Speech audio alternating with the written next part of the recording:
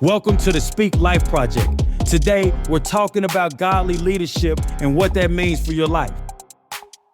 Listen, God has called you to lead. And today, that leader inside of you is beginning to wake up.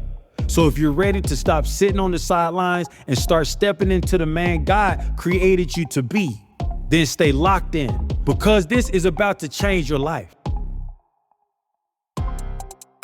You can't lead if you don't first take responsibility. You can't expect people to follow if you are unwilling to take charge of your own life.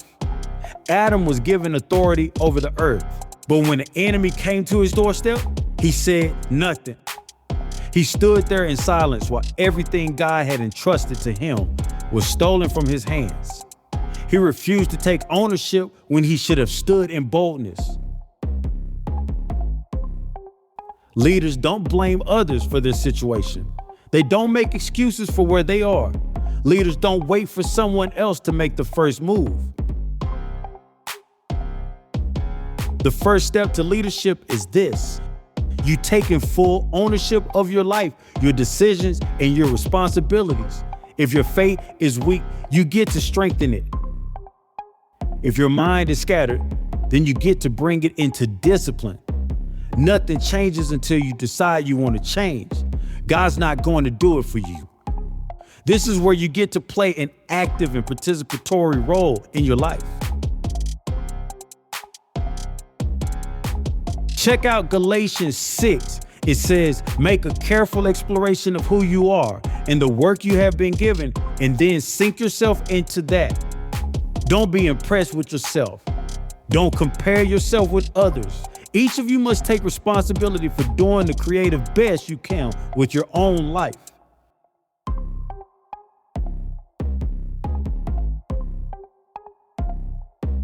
Did you catch that? Your assignment is yours. Your calling is yours. Your responsibility is yours. You get to discover who God has created you to be, what your capacity to act on that is. And then you get to sink yourself into the fullness of that journey.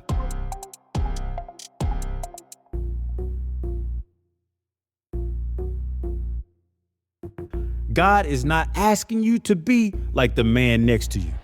He's not waiting for you to have what they have before he moves in your life or for you to figure it all out.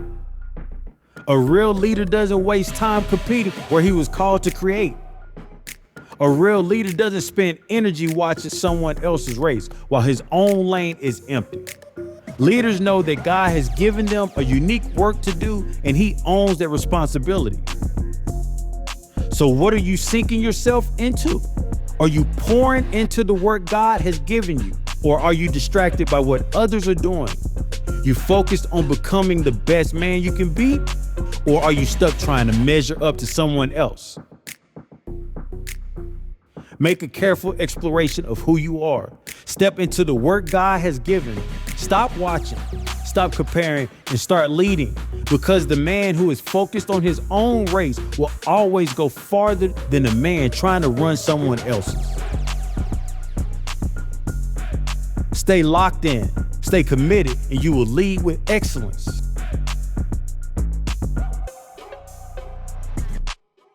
Leaders choose discipline over comfort. If you want to lead, then you must learn the power of discipline. You want to play the long game, then you got to develop consistency. You want to be trusted, then you must prove that you can master yourself before trying to lead others. Leadership is not built in public, it's developed in private. The greatest leaders in history were shaped long before the world ever knew their names. Kind of sounds like you right now, doesn't it? David was tending sheep fighting off lions and bears in the fields before he ever held a crown. They didn't demand recognition or chase validation. They didn't wait for the perfect conditions before taking action. They prepared in the dark, so when the time came, they were ready for the light. If you are waiting for your moment, then stop standing still. If you're waiting for approval, then stop seeking permission. If you're waiting for clarity, then start walking through the fog. Discipline now, strength later. Surrender now, leadership later. Obedience now, leadership later. Fear is the greatest enemy of leadership. Hesitation is the greatest killer of purpose. Excuses are the greatest weapon to the weak. The difference between leaders and followers is this: leaders step forward when others step back. You don't have to be great to start, but you have to start to be great.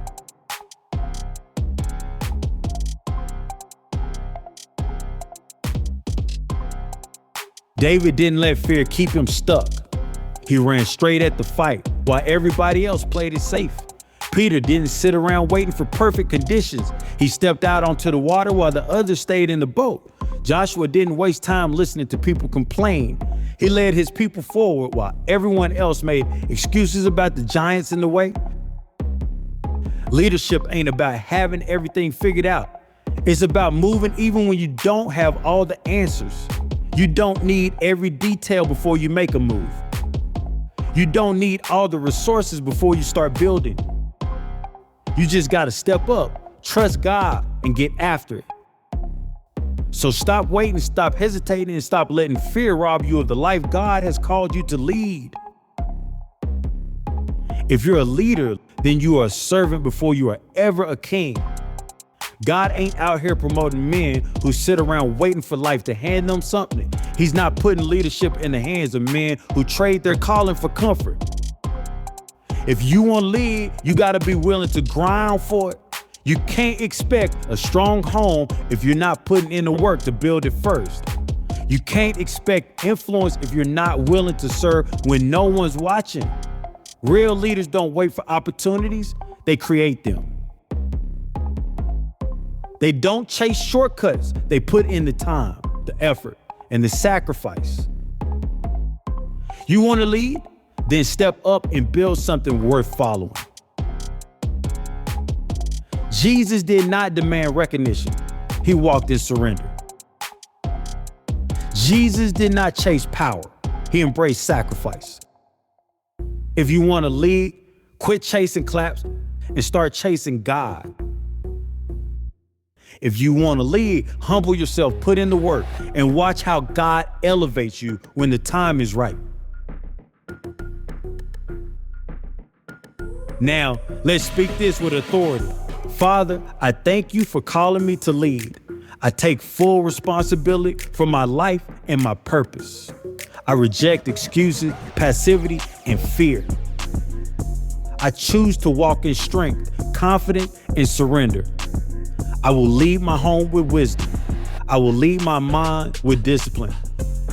I will lead my spirit with faith. I will not wait for permission to take action to better my life.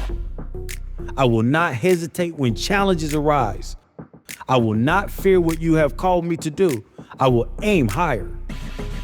I declare today that I'm stepping up and owning my role as a leader. I will take on a weight of responsibility, not because it is easy, but because it's necessary.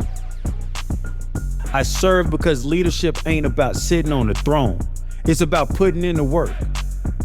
I step forward, not because I got all the answers, but because standing still ain't an option. I move in faith, not because it's easy, but because I know God's got my back. I walk in victory, not because the fight isn't real, but because quitting is never on the table. I rise, I grind, I lead,